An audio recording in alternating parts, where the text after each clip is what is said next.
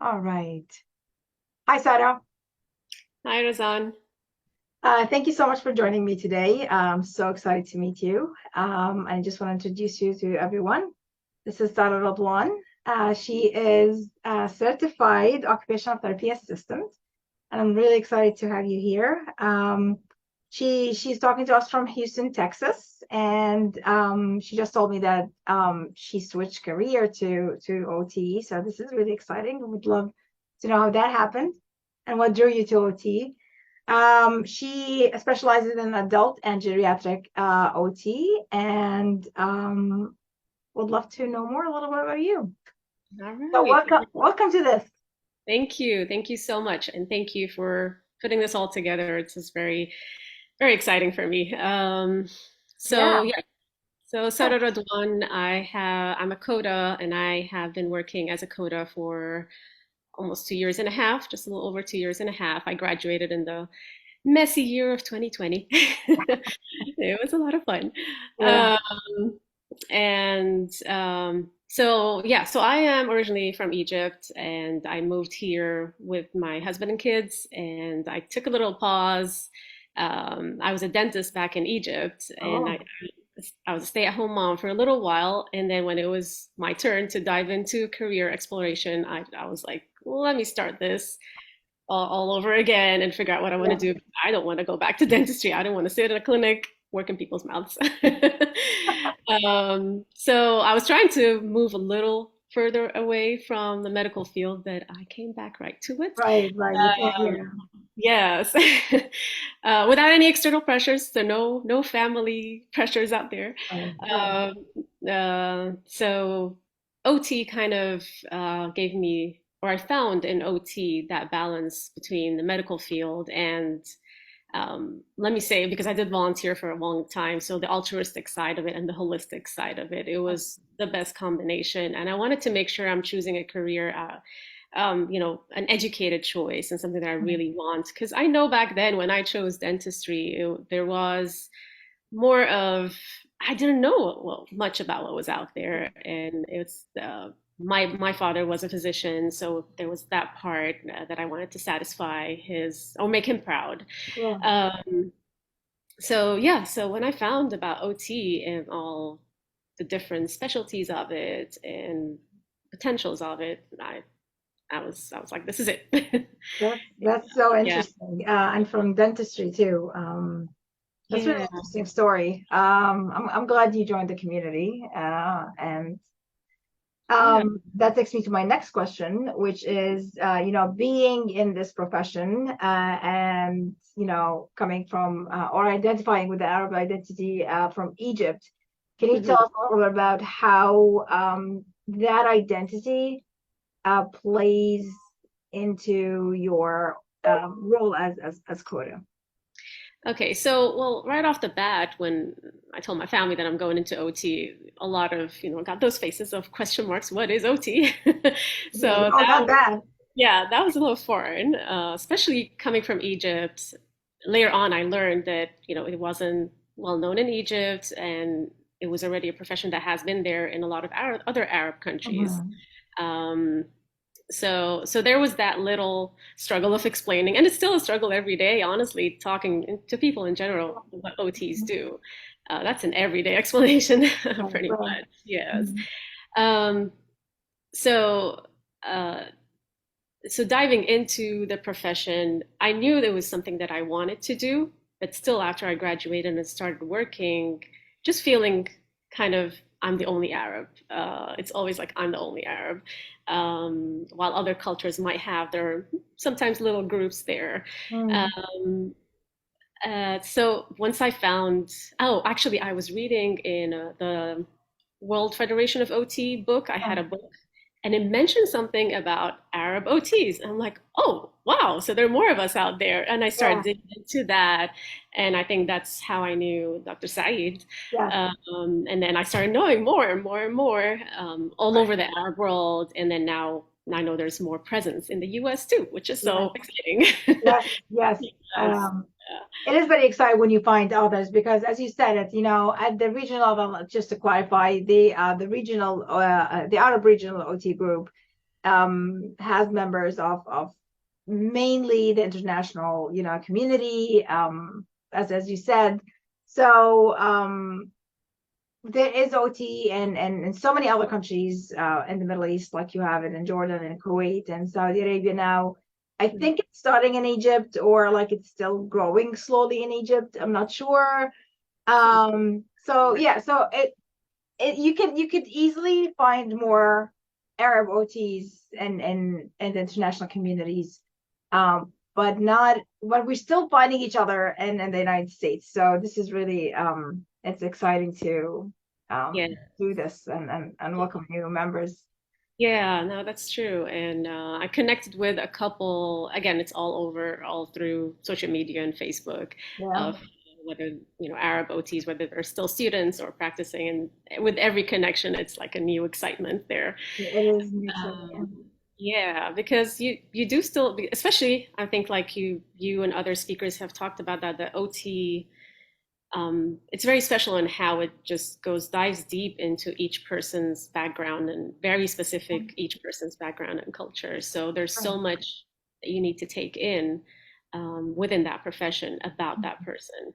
Yeah. Um, so I did see, although I do a lot of home health, so that's another aspect too that we will address. That although I haven't had Arab patients that much, very little, but even those from different cultures, there's some intersectionality there of I can respect that. I know where that's coming from. Like if you Mm. want me to take off my shoes outside the house versus even inside, I will definitely respect that because I know um, it's your home. I'm stepping Value. into your home. Yes, and it's your value. So first thing, I'm stepping into your home, so I have to respect your values. Yeah. And I know that we have similarities as well.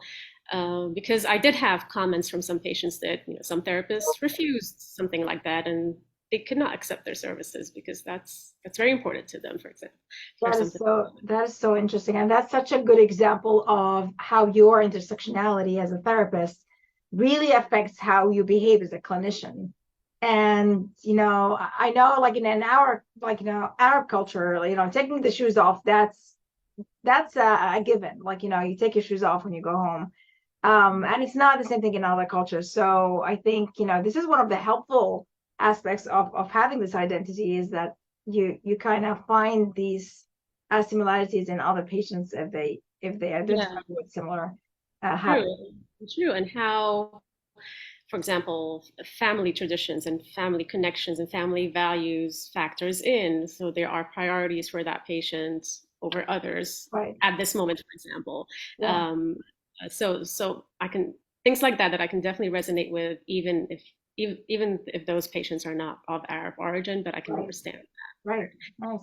that. Yeah. Um, Go so ahead. yeah, that takes me to my next question. You started talking about it a little bit. So you are in home health. What else can you tell us about who you are as a professional and the OT field? Okay. So with home health, you get a lot of Yeah. skills in there other than OT. Right.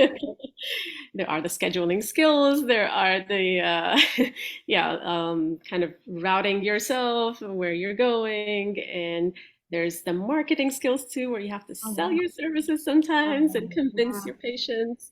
But I really love I mean, sorry, I really love home health, just because I feel like it's in their home, in Mm. their space. And I try not to, although I carry kind of like a Mary Poppins bag, but I take out all my stuff from, I try not to take as many things out of that and use what they have at home, just for the carryover of it, whether Yeah. it's something they're going to exercise with, or whether it's even, of course, we do a lot of kind of modifying, maybe moving around furniture or making it safer for them, or how they do their transfers. So I try to make it as much as possible, or something they can do on their own. And something that makes sense to them. Right. Um, Yeah. yeah. Yeah. Client So centered, right? yeah, because if I come in with something that doesn't really make sense to them, and it's just they just want to get their therapy over and done with, and that's not the aim. Yeah. Yeah.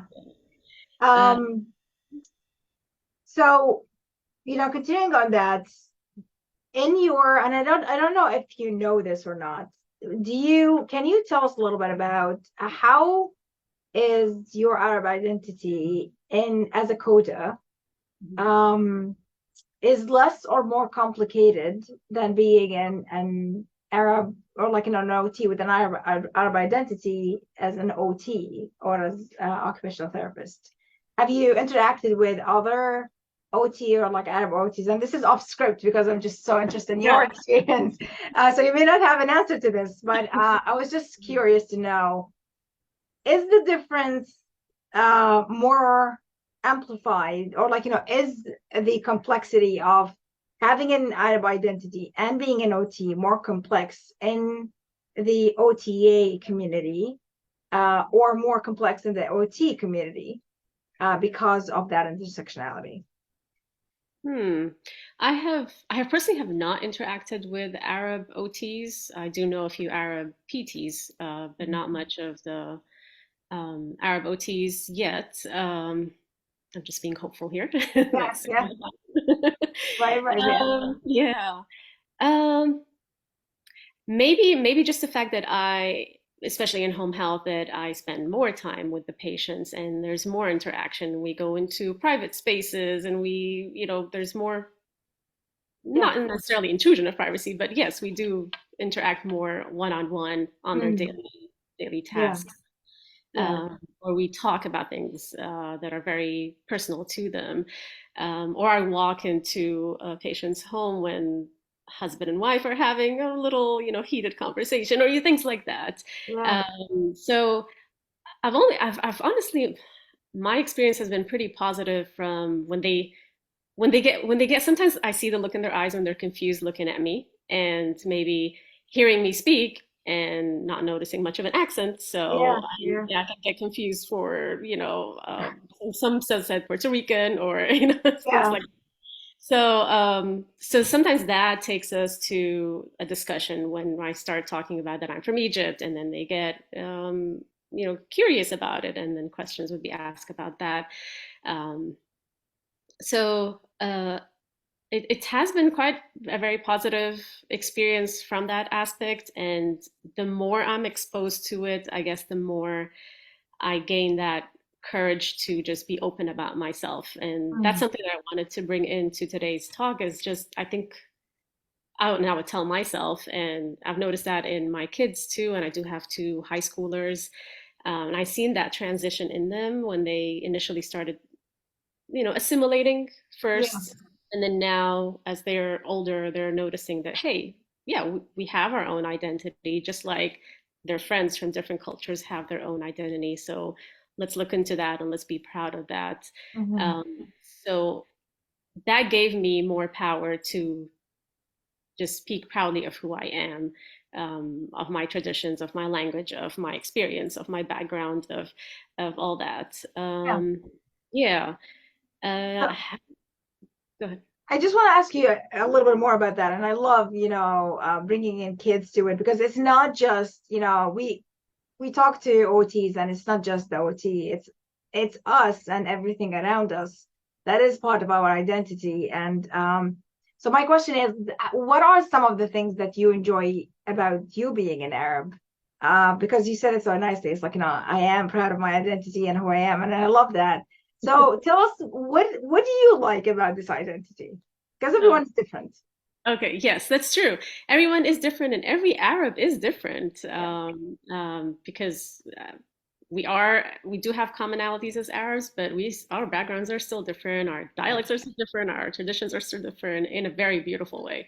Um, I think just the depth of Arab culture, and the great values that we have, whether it's family related values, whether it's interpersonal interaction kind of values, the language, the music, the culture, the media, everything. I think is just, yes, we could have our flaws, and it's just like any other culture, but sometimes you could just laugh that out, Yeah.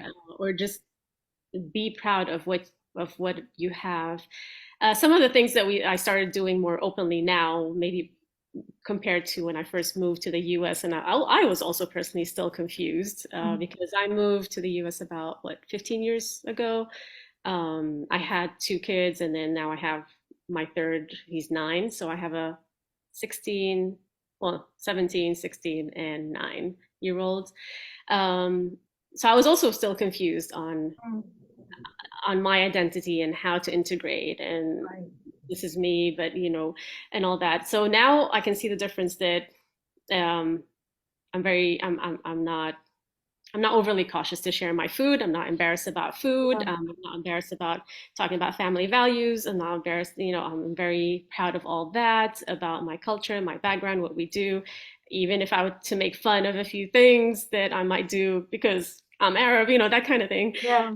Yeah. Um, And this um, is this is really nice. Like, I love that you said that, because I don't think it's visible, that struggle that you go through of identifying, and you end up being between two cultures, especially those of us who come in and they spend, this becomes home, mhm, and it's your home, or like your original identity is still part of you, but it's not there anymore. So it's you're stuck between two identities, and finding that peace is like, am I here? Am I there? Am I a hybrid? What am I? I think yes. that takes a long time, and it comes with struggles of you identifying and re-identifying who you are. What kind of values do you want to stick to? What kind of values do you want to reinvent? Yeah. So I love that you brought up this struggle, because it's real and it is invisible. Mhm. We go through that on our own, and that can be taxing sometimes. Yeah, and there were Um, different layers of that identity part because I was born and I grew up in Kuwait mm, until high school, which is like the IGCSE, the British certificate. yeah, And then I went to Egypt for dental school and then came here. So there was, when I moved to Egypt, people would say, I'm not Egyptian enough and things like that, just because I didn't grow up there. And then when I moved to the US and I was a stay-at-home mom for a while and going back to the workforce, I had my kind of internal confusion there as well, right. going back to the workforce at an older age, Mhm, and then also identifying as an Arab mhm, and being proud of that versus hiding, right. um, and that's something that's like the alive conversations that I have now with my children, just to, especially my 9-year old when he's so innocent right now. Right. um, he's very open about sharing his culture and his food and all of that. Nice. Yeah. So Let's yeah, hope that stays. yes, Yeah. right. That Yeah. does Yeah. change over time. Right. It does change over time. Um, I'm just looking at the questions and seeing what else we can ask you, and dive in.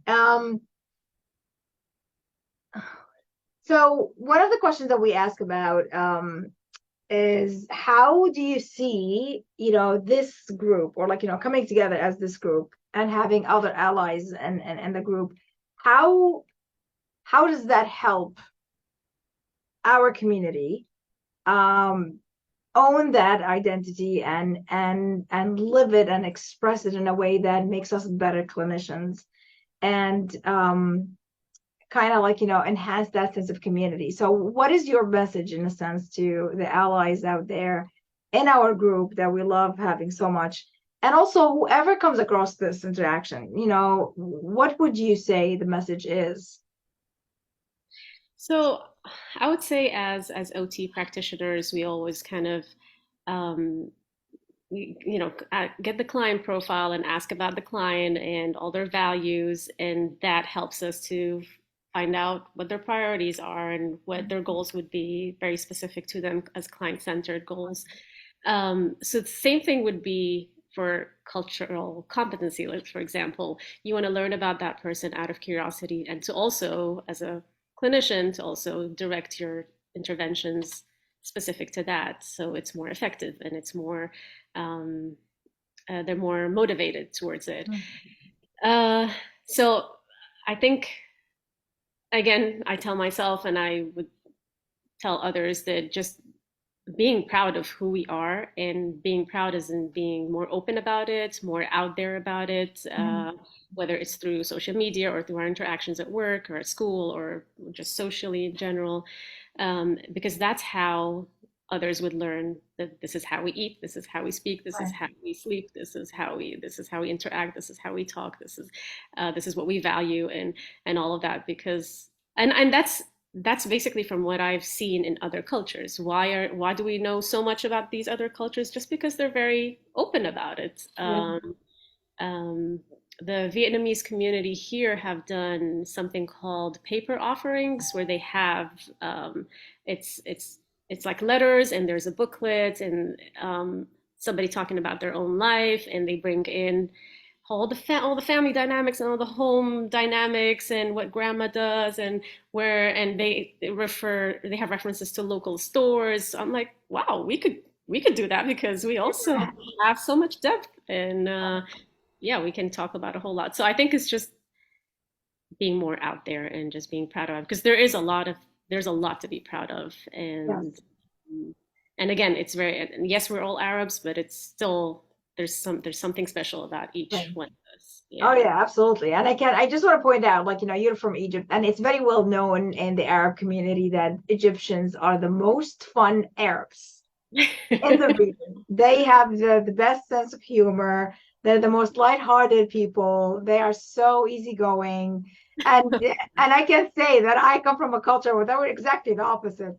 Oh. Jordanians, Jordanians are known for being so serious and so just, I don't know what the word is in English would be, but it was just so, not as fun as Egyptians are. And Mm. it's just a well-known fact, like, ask any Arab, like, who is the funnest community Yeah. in the Arab? It's always the Egyptians. Again, it's just because of the media. It's just been out there, but No, it's not the media. I can tell you it's not the media. We know that this is a fact. Egyptians are the fun, Jordanians are the serious ones, all the ones who are like always about work and study, and it's just, the boring stuff. Sorry, Yeah. Jordanians out there. It's a fact, you can't deny it. So I just wanted to give a shout out to all the Egyptians out there, because you make things fun for the Arab community because of your sense of humor and Well, it's a balance, I guess. We all balance each and other yeah, out. Yes, yeah, yeah, yeah. And again, just like you said, like as an Arab, even if when I do have an Arab patient, I can't come in with assumptions that, oh, I know who you are and we could just take off from there. So because everybody's special, even in their own way, whether their background, their family culture, because they're very specific household cultures.